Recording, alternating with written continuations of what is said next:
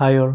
Big Boss Malayalam season 7 Bigg Boss ഹൗസിൽ പ്രത്യേകിച്ച് ഒന്നും ചെയ്യാതെ പകയും വെറുപ്പും വെച്ച് മാത്രം മുന്നോട്ട് പോകുന്ന ഒരു കണ്ടസ്റ്റൻ്റാണ് ആദില. എൻ്റർടൈൻമെൻ്റ് ഇല്ല, ഗെയിമില്ല, അവിടെയുള്ള പണികൾ തന്നെ ചെയ്യാൻ മടി, ടാസ്കിൽ ശോകം. ഇതിനിടയിൽ ആകെ ചെയ്യുന്നത് ആളുകളോടുള്ള വെറുപ്പും പകയും മനസ്സിൽ കൊണ്ടുകിടന്നിട്ട് ഒരവസരം കിട്ടുമ്പോൾ അവരെ മാക്സിമം ഉപദ്രവിക്കുക. അല്ലാതെ ആദിലെ ഇഷ്ടപ്പെടാൻ ഒന്നും കാണുന്നില്ല. പ്രേക്ഷകരെ ഇഷ്ടം ഒരു പക്ഷേ ആദിലേക്ക് വേണ്ടായിരിക്കും. എന്നാൽ മൈനോറിറ്റി കാർഡ്, വുമൺ കാർഡ്, ഒറ്റയ്ക്ക് നിൽക്കേണ്ടി വന്നിട്ടില്ല, ഇങ്ങനെയുള്ള ഒരുപാട് പ്രിവിലേജസ് കിട്ടി മുന്നോട്ട് പോകുന്ന കണ്ടസ്റ്റൻസ് ആണ് ഇവർ. ഇവർക്കൊരു പ്രശ്നം വന്നപ്പോൾ ഇവരെ വീട്ടിൽ കയറ്റാൻ കൊള്ളാത്തവരാണെന്ന് പറഞ്ഞപ്പോൾ ലാലേട്ടൻ ഉൾപ്പെടെയുള്ളവർ ഇവരെ സപ്പോർട്ട് ചെയ്തതാണ്. എന്ന് വെച്ച് എന്തു ആവാന്നുള്ള ലൈസൻസ് ഒന്നും അല്ലല്ലോ അത്. കഴിഞ്ഞ ആഴ്ച മുഴുവൻ അനീഷിനോടായിരുന്നു വെറുപ്പ്. ലാലേട്ടൻ്റെ മുമ്പിൽ കളം മാറ്റി തമാശയായിട്ടാണ്, ഇഷ്ടം കൊണ്ടാണ് ചെയ്തതെന്നൊക്കെ പറഞ്ഞെങ്കിലും അനുമോളുടെ നൂറയുടെയൊക്കെ അടുത്ത് അനീഷിനെ ഇഷ്ടമല്ലെന്ന് അതേ വെറുപ്പോടുകൂടി തന്നെ പറയുന്നത് നമ്മൾ കണ്ടതാണ്. ഇപ്പം അനീഷിനെ വിട്ട് പക പോക്കാൻ പിടിച്ചിരിക്കുന്നത് അക്ബറിനെയാണ്. ഓൾറെഡി ഷാനവാസ് വേദം ഓതിക്കൊടുത്ത് ഈ അക്ബറിനോട് നൂറയ്ക്കും ആദിലേക്കും ഒക്കെ വെറുപ്പാണ്. ഇതിപ്പോൾ വെറുപ്പൊക്കെ വിട്ട് പകയായി മാറിയിട്ടുണ്ട്. കാരണം അക്ബർ ആദിലയോട് ദിയാസിനെയല്ലേ ഫാമിലി വീക്കിൽ വരുന്നത്,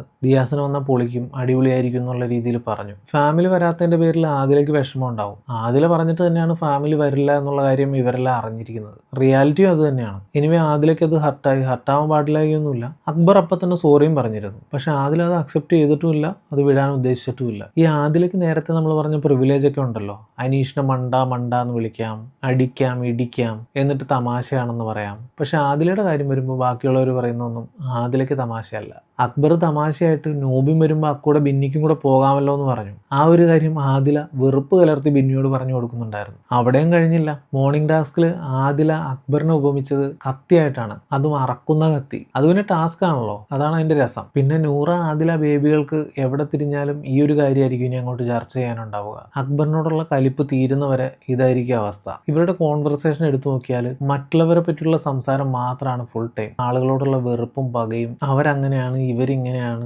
അവരെന്താ അങ്ങനെ ചെയ്യുന്നത്, ഇവരെന്താ ഇങ്ങനെ ചെയ്യുന്നത്, അവർ ചെയ്തത് ശരിയല്ല, ഇവർ ചെയ്തത് ശരിയല്ല, അവരെ എനിക്ക് ഇഷ്ടമല്ല, അവർ നമ്മളോട് ഇങ്ങനെ ചെയ്തു, ഇവർ നമ്മളോട് ഇങ്ങനെ ചെയ്തു. എന്നാൽ ഇവർ ചെയ്യുന്ന ഉപദ്രവങ്ങളോ സ്നേഹത്തിന്റെ പുറത്തും തമാശയായിട്ടും. ഇവരുടെ ഈ വെറുപ്പും ഗ്രഡ്ജും വെച്ചുള്ള സംസാരങ്ങൾ മാത്രം കേട്ടിട്ട് ആളുകൾ എങ്ങനെ ഇവരെ സപ്പോർട്ട് ചെയ്യുന്നതെന്ന് ഞാൻ ആലോചിച്ചിട്ടുണ്ട്. മറ്റുള്ളവരൊക്കെ ഗ്രൂപ്പിസം കളിക്കുകയാണെന്ന് ഇവർ ഇടയ്ക്കിടയ്ക്ക് പറയാറുണ്ട്. എന്നാൽ ഇവർ വന്നപ്പോൾ മുതലേ ഒരു ഗ്രൂപ്പാണ്. ഇതുവരെ ഒറ്റയ്ക്ക് നിന്ന് കളിക്കേണ്ടി വന്നിട്ടില്ല. ഇവർ ഒറ്റയ്ക്കല്ലാത്തതുകൊണ്ട് തന്നെ ഇവർ ഒരുമിച്ചായിരിക്കും പക പോക്കാനും ഉപദ്രവിക്കാനും ഒക്കെ വരുന്നത്. അനീഷിന് ടാസ്കിന്റെ ഇടയിൽ ഇവർ ഒരുമിച്ച് അറ്റാക്ക് ചെയ്തതും നെവിൻ ക്വിറ്റ് ചെയ്യാൻ നേരത്ത് ഇവർ ഒരുമിച്ച് കാണിച്ചു കൂട്ടിയതെല്ലാം നമ്മൾ കണ്ടതാണ്. എനിവേ പകയും വെറുപ്പും മാത്രം കയ്യിൽ വെച്ചുകൊണ്ട് ഈ ബിഗ് ബോസ് ഹൗസിൽ ആദില ഇത്രയും നാൾ നിന്നത് വളരെ കൂടുതലാണ്. ബിഗ് ബോസ് പറഞ്ഞിട്ട് പോലും 2 കണ്ടസ്റ്റൻസ് ആയിട്ട് കളിക്കാത്ത ഇവരിൽ നിന്നും ഒരാളെ ഈ ആഴ്ച തന്നെ എവിക്റ്റ് ചെയ്ത് ഇവർ രണ്ടുപേരും 2 കണ്ടസ്റ്റൻസ് ആണെന്നുള്ള കാര്യം ഒന്ന് ബോധ്യപ്പെടുത്തി കൊടുത്താൽ നല്ലതായിരിക്കും. ഇതെല്ലാം നമുക്കിങ്ങനെ ആഗ്രഹിക്കാനല്ലേ പറ്റൂ. ഏതായാലും ഞെട്ടിപ്പിക്കുന്ന എവിക്ഷന് വേണ്ടിയിട്ടും നല്ല നല്ല ട്വിസ്റ്റിനും വേണ്ടിയിട്ട് നമുക്ക് കാത്തിരിക്കാം.